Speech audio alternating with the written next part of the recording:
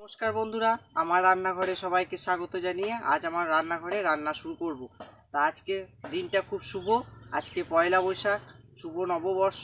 বাঙালির তো একটু আনন্দতেই একটু খাওয়া দাওয়া আছেই। তা আজকে আমার রান্নাঘরে আমি কি বানাচ্ছি আপনারা দেখুন। দুপুরের খাবারে বানাবো ফ্রাইড রাইস, মটন কষা, বেগুন ভাজা আর চাটনি। তা দুপুরের খাবার সেহেতু এইভাবে কিভাবে অনেক রকম মটন কষা দেখেছেন, তবে আমার মটন কষাটা একটু দেখুন অন্য পদ্ধতিতে। আমি আজকে একটু মটন কষাটা বানাবো, আপনারা দেখতে থাকুন ভিডিওটা প্রথম থেকে শেষ পর্যন্ত স্কিপ না করে। কী কী উপকরণ লাগবে আপনারা একবার দেখতে থাকুন। ফ্রাইড রাইসের জন্য চাল নিয়েছি, গাজর কুচি নিয়েছি, ক্যাপসিকাম কুচি নিয়েছি, কাজু বাদাম আছে, চিনি আছে, ঘি আছে। বেগুন ভাজার জন্য এটাকে কেটে নিয়েছি। এটা আমার হাতে আছে কিন্তু বেসন দিয়ে কিভাবে বেগুন ভাজবো সেটা একটা নতুন পদ্ধতিতে আপনাদেরকে দেখাবো। আপনারা যেন দেখবেন ভিডিওটা প্রথম থেকে শেষ পর্যন্ত। আর মটন কষার জন্য লাগছে মটনটা, এই যে মটন আছে, পেঁয়াজ আছে, রসুন পেস্ট করা আছে, তেল, এটা একটা ভাজা মশলা বানাবো, কাশ্মীরি লঙ্কা গুঁড়ো, জিরে গুঁড়ো, ধনে গুঁড়ো, নুন।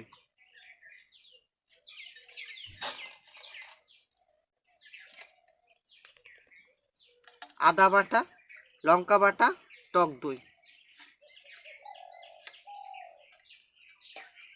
চলুন তাহলে মাংসটাকে প্রথমে ম্যারিনেট করে নিই। প্রথমে একটা পাত্রের মধ্যে মাংসটাকে নিয়ে নিচ্ছি। এটা ঘন্টাখানিক ম্যারিনেট করে রাখবো মাংসটাকে।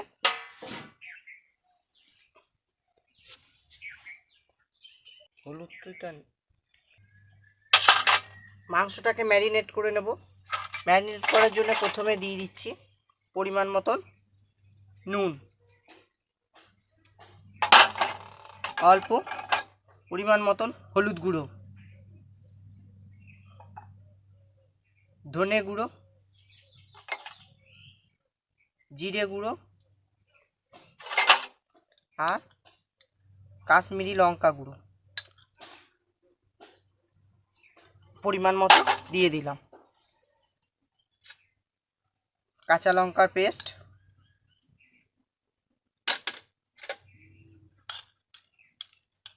আদার পেস্ট,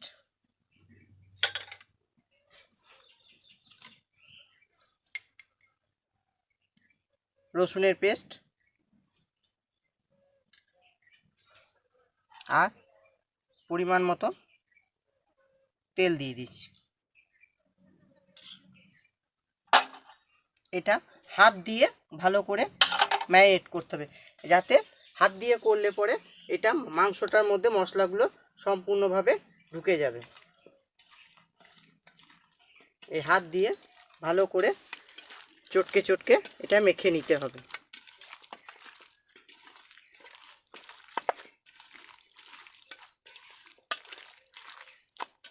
আর মাংসটা যখন কিনবেন তখন একটু যেন চর্বি জাতীয় হয়, চর্বি জাতীয় একটু থাকলে পরে মাংসটা ভালো হবে। মটন কষা যেহেতু বানাবো সেহেতু একটু চর্বি থাকলে যেন মাংসটা একটু ভালো হয়। এভাবে ম্যারিনেট করে আমি 1 ঘন্টা মতো রেখে দেব। মাংসটাকে ম্যারিনেট করে নিয়েছি, দিয়ে চাপা দিয়ে রেখে দিলাম। এবার গ্যাসটাকে ধরিয়ে আমি একটা ভাজা মশলা তৈরি করে নেবো। তা প্রথমে গ্যাসটাকে আমি ধরিয়ে নিচ্ছি।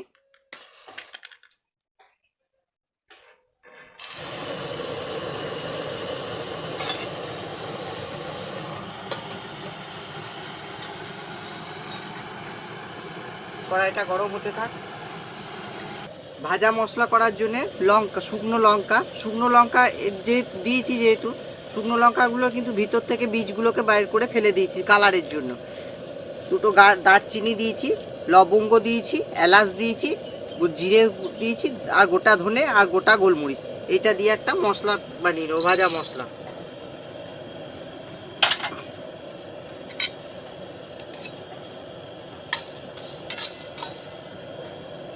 একটু হালকা করে ভেজে নিচ্ছি মশলাটা বানাবার জন্য।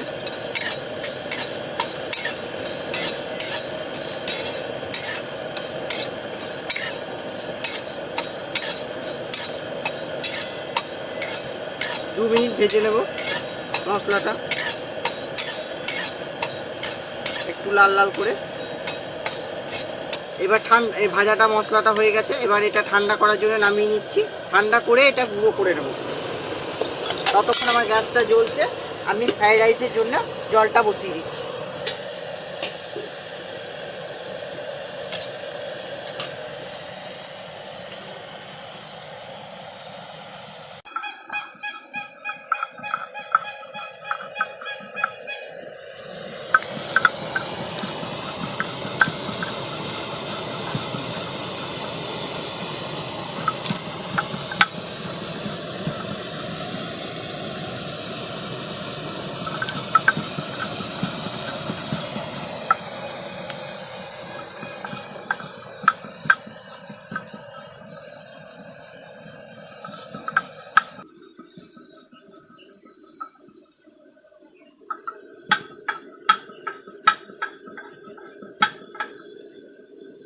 এই যে আমার ভাজা মশলাটা গুঁড়ো হয়ে গেছে। এটা চাইলে আপনারা মিক্সিতেও গুঁড়ো করতে পারেন, কিন্তু আমি শিলে করলাম। শিলে করার একটা টেস্ট একটা কিন্তু আলাদা। মশলাটা আমার গুঁড়ো হয়ে গেছে। ফ্রাইড রাইসের জলটা আমার গরম হয়ে গেছে। এবার চালটা আমি ধুয়ে এর মধ্যে দিয়ে দিচ্ছি।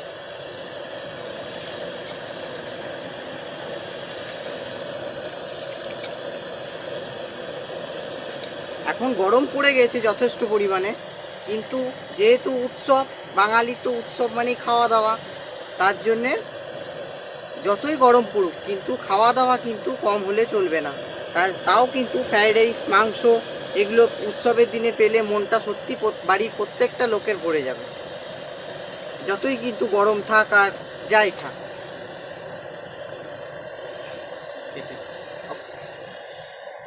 ফ্রাইড রাইসটা ততক্ষণে হতে থাক, চাল দিয়ে দিয়েছি, জলটা ফুটতে রেখেছি, চালটা দেওয়া হয়ে গেছে।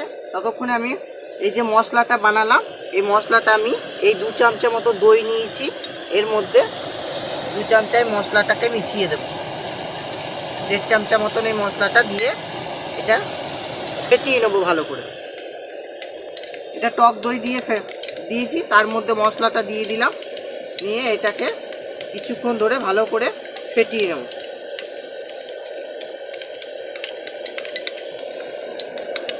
আমার মটন কষা রান্না এটা একটা নতুন পদ্ধতি। এরকমভাবে দেখবেন, বাড়িতে কেউ কোনোদিন কিন্তু মটন কষা বানানো চট করে কাউরির হয় না। সেই জন্যেই বললাম ভিডিওটা প্রথম থেকে শেষ পর্যন্ত দেখতে থাকুন, স্কিপ না করে। এটা পুরো মিহি করে মশলাতে আর দইয়ে যেন মিশে যায় সেইভাবে ফেটিয়ে নিতে হবে।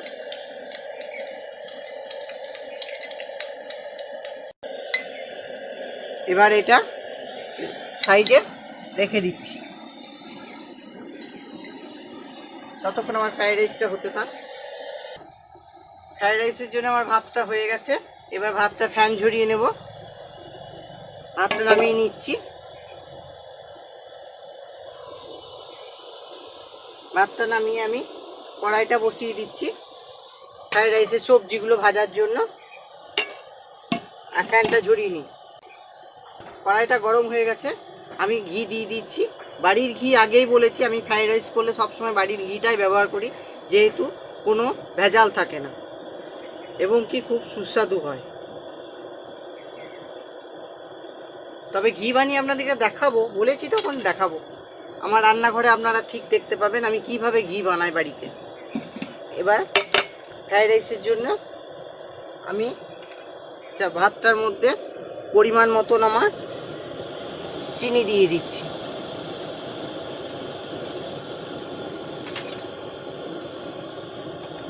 পরিমাণ মতন একটু নুন দিয়ে দিলাম। ভেজে রাখা এলাচ দারচিনিটা দিয়ে দিচ্ছি, দিয়ে এটা কিছুক্ষণ চাপা দিয়ে রেখে দেবো। ঘিটা গরম হয়ে গেছে, আমি প্রথমে গাজরগুলো দিয়ে দিচ্ছি।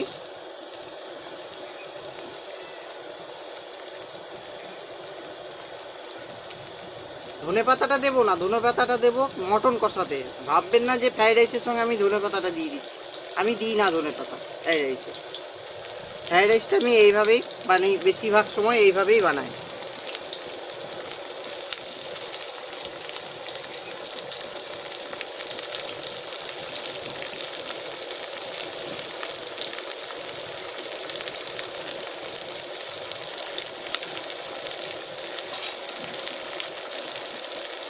এটা ভালো করে একটু ভেজে নেব।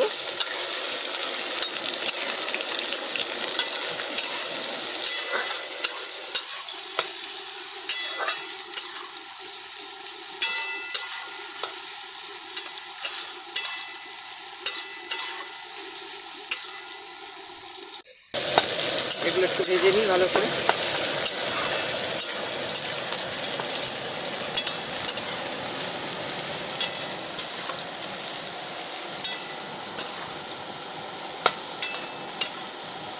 এবার ভিজিয়ে রাখা কাজু কিশমিশগুলো দিয়ে দিচ্ছি।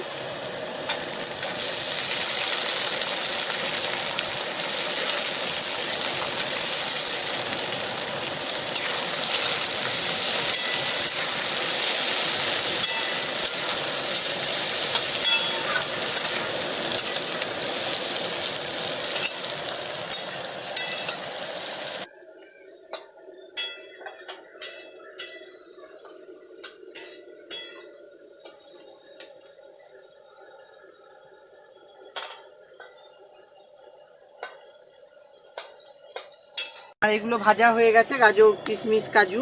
এর মধ্যে আমি ফ্রাইড রাইসটা দিয়ে দিলাম।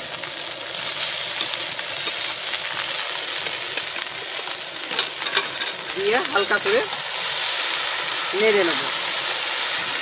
এগুলো সব ওর সঙ্গে মিশিয়ে দিচ্ছি।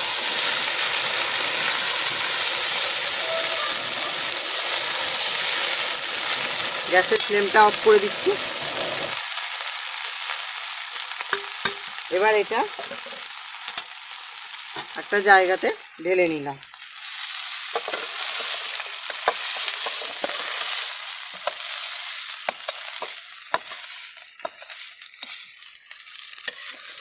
তো ধরিয়ে এবার মাংসটাকে করে নেব। কড়াইটা বসিয়ে দিলাম।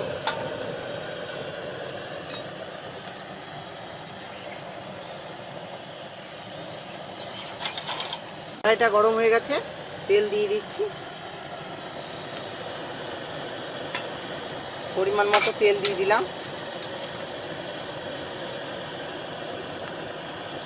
তেলটা গরম হয়ে যাক।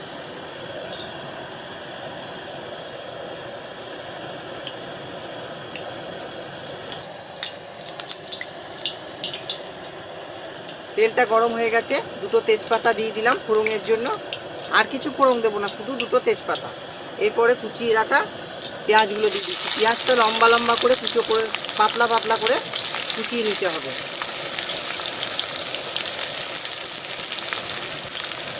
পেঁয়াজটা দিয়ে দিলাম।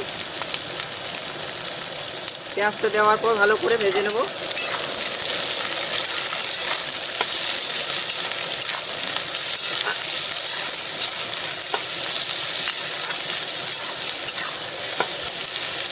গ্যাসের ফ্লেমটাকে একটু বাড়িয়ে দিচ্ছি।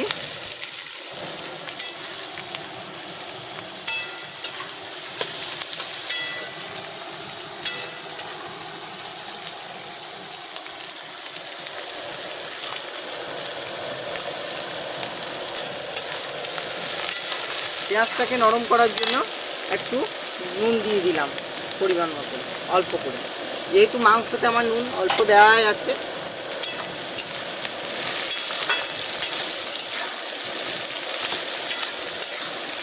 কষাটা, এই মটন কষাটা বানানোর জন্য আমি কোনো টমেটো পেস্ট বা টমেটো কিচ্ছু ব্যবহার করলাম না। কোনো মিট মশলাও আমি এর মধ্যে দেবো না, কোনো টমেটো পেস্টও দেবো না। এইগুলো ছাড়াই আমি এই ঘরোয়া কয়েকটা মশলা দিয়েই আমি এই মটন কষাটা বানাচ্ছি। পেঁয়াজটা হালকা ভাজা হয়ে এসছে। এখন একটু পরিমাণ মতো একটু চিনি দিয়ে দিচ্ছি। চিনিটা দিলে এটা মিষ্টিটার জন্য নয় কো, একটু কালারটা একটু ভালো লাগবে বলে চিনিটা দিয়ে আরও কিছুক্ষণ পেঁয়াজটাকে ভেজে নেব। লাল করে পেঁয়াজটা ভাজছি না, বেশি লাল করে পেঁয়াজটা ভাজলে পরে তিতো হয়ে যাবে, ওই জন্যে পেঁয়াজটা এইভাবে একটু ভাজা হয়ে গেছে। এবার আদা বাটার পেস্টটা দিয়ে দিচ্ছি, রসুনের পেস্টটা দিয়ে দিচ্ছি,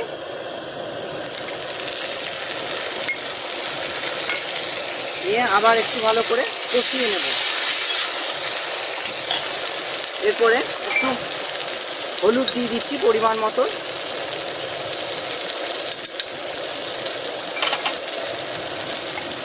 কাশ্মীরি লঙ্কা দিয়ে দিচ্ছি,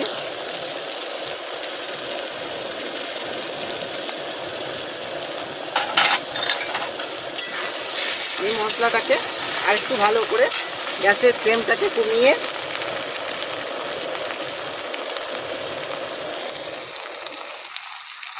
মশলাটাকে কষিয়ে নেব। এই যে পেঁয়াজ থেকে আমার তেলটা ছেড়ে গেছে, এবার আমি এর মধ্যে মটনটাকে দিয়ে দেব। দেখুন কড়াইয়ে কেমন সুন্দর তেলটা চারিদিকে কেমন ছেড়ে গেছে, পেঁয়াজটা আলাদা হয়ে গেছে, তেলটা চারিদিকে ছড়িয়ে গেছে। এবার আমি ম্যারিনেট করা মাংসটাকে দিয়ে দিচ্ছি।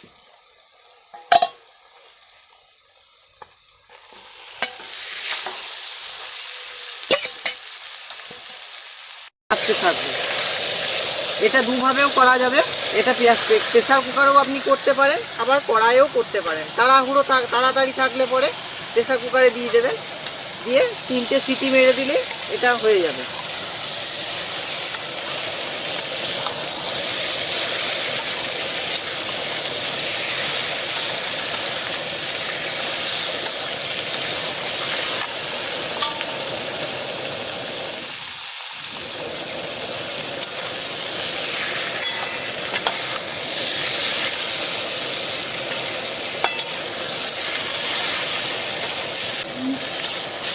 জল দিয়ে একটু কষতে হবে, তার জন্য আমি বাটিটা ধুয়ে একটু জলটা দিয়ে দিচ্ছি, নিয়ে আবার ভালো করে কষিয়ে নেব। এই মটন কষাটা বানানোর জন্যে একটু বেশি করে সময় দিতে হবে, হাতে একটু সময় নিয়ে এটা করতে হবে।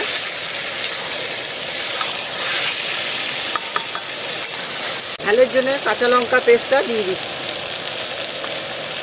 নিয়ে এইভাবে কষতে থাকবে।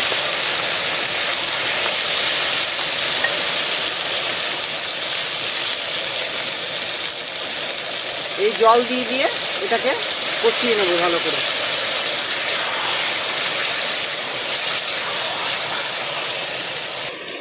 যেহেতু আমার মাংসটা ম্যারিনেট করার সময় নুন দেওয়া ছিল, তাও আমি অল্প একটু পরিমাণে নুন দিয়ে দিচ্ছি এটার মধ্যে, বেশি দেবো না, অল্প দিলাম। দিয়ে এবার এটাকে আরও কিছুক্ষণ কষিয়ে নেব। আমার কষানো হয়ে গেছে, এবার আমি এই ফেটিয়ে রাখা টক দই আর ওই ভাজা মশলাটা দিয়ে যে দইটাকে 8 ঘন্টা মতো রেস্ট করে রেখেছিলাম, সেই দইটা দিয়ে দিচ্ছি।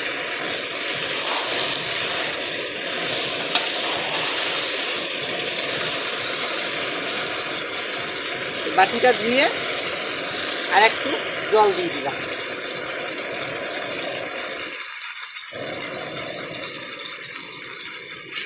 জলটা দিয়ে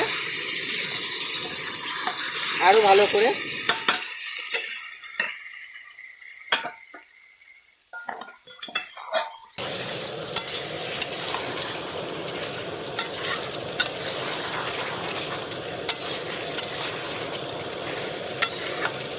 এভাবে কন্টিনিউ এটাকে নেড়ে যেতে হবে। মটনটা আমি প্রেসার কুকারেই দেবো, কারণ হচ্ছে মটন কষা হলে পরেও একটুকু নরম না হলে কিন্তু জমে না, কারণ প্রত্যেকটা বাঙালি কিন্তু মটনের হাড় না চিবিয়ে শান্তি পায় না, সেই জন্যে মটন কিন্তু একটু নরম হলে পরে বেশ কাঁটাটা চিবিয়ে খাবে, তবেই তো ভালো লাগবে। সেই জন্য আমি এটা প্রেসার কুকারেই দেবো। এই যে আমার কষানো হয়ে গেছে, এবার আমি অল্প পরিমাণে জল দিয়ে এটা আমি প্রেসার কুকারে দিয়ে দিচ্ছি।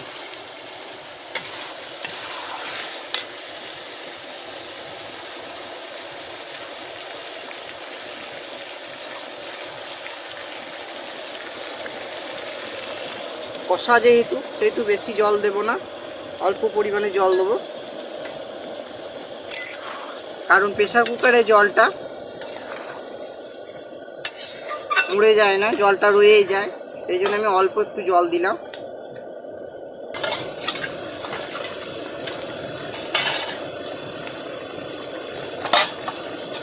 আমি প্রেসার কুকারে দিয়ে দিচ্ছি।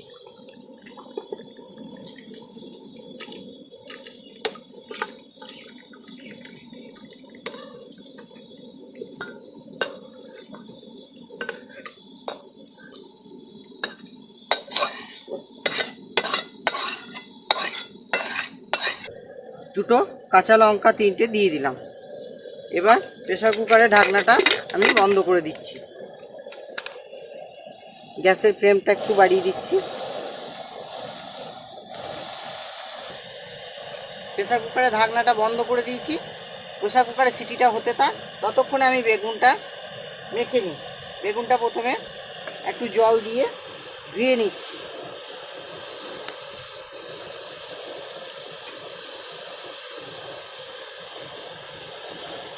নিলাম। এবার এর মধ্যে হলুদ গুঁড়ো দিয়ে দিচ্ছি।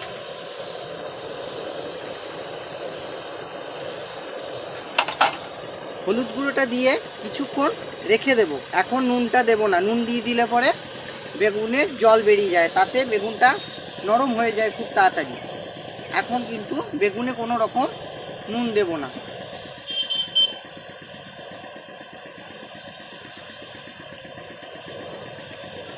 এই যে আমার হলুদ দিয়ে বেগুনটা মাখা হয়ে গেছে।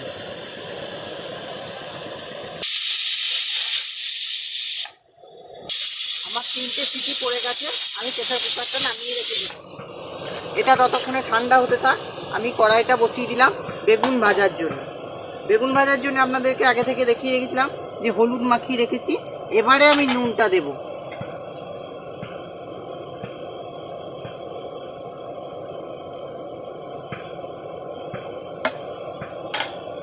আর একটুকু এর মধ্যে বেসন ছড়িয়ে দেব। এইভাবে আপনারা একবার বেগুন ভেজে দেখবেন, তেলটাও কম লাগে আর বেগুন ভাজাটা খেতে কিন্তু অপূর্ব লাগে।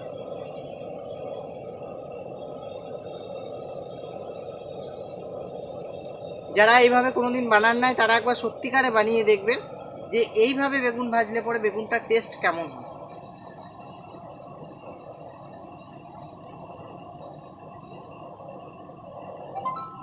এই যে আমি হাত দিয়ে দিয়ে ভালো করে বেগুনটাকে মেখে নিলাম। বেসন, বেগুন, হলুদ সব কিছুই আমার বেগুনের মধ্যে ভালো করে দেওয়া হয়ে গেছে। হলুদ, নুন, বেসন সবগুলো ভালো করে মেখে নিয়েছি। কড়াইটাও আমার গরম হয়ে গেছে, আমি তেল দিয়ে দিচ্ছি পরিমাণ মতো।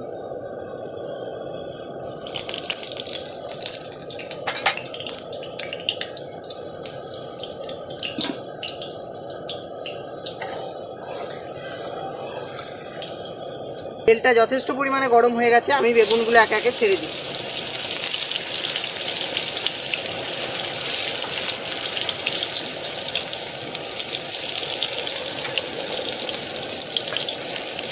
গ্যাসের ফ্লেমটা একটু কমিয়ে দেব।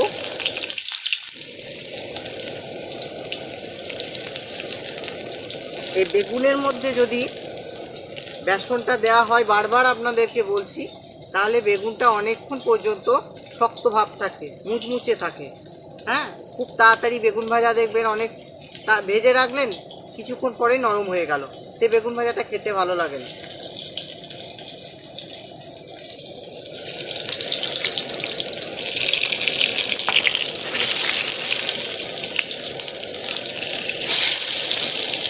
লাল লাল করে ভাজা হয়ে গেছে।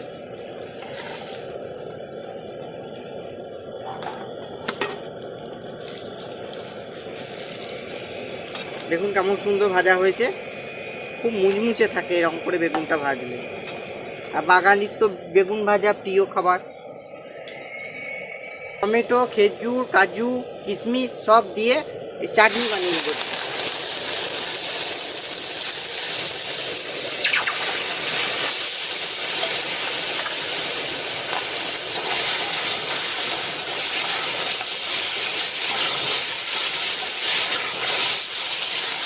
পরিমাণ মতো হলুদ দিয়ে দিচ্ছি। গ্যাসের ফ্লেমটাকে কমিয়ে দিচ্ছি।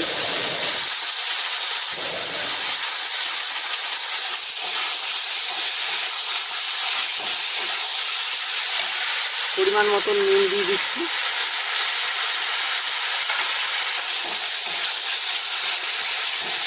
ভালো করে কষিয়ে নেব।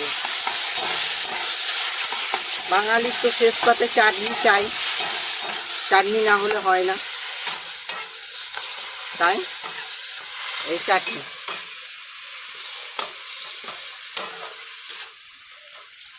চিনি দিয়ে দিলাম।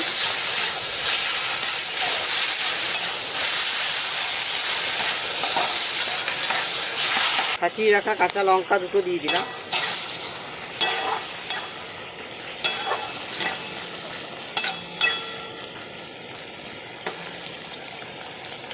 অল্প দুটো ধনে পাতা দিয়ে দিলাম। আবার ভালো করে একটু নেড়ে নেব।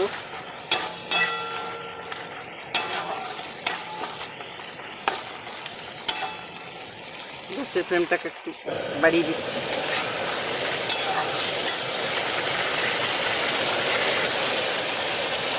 এই দেখুন প্রেসারের ঢাকনাটাও ঠান্ডা হয়ে গেছে, খুলে দিলাম। এই দেখুন লাল হয়ে গেছে, কালারটা খুব সুন্দর এসেছে।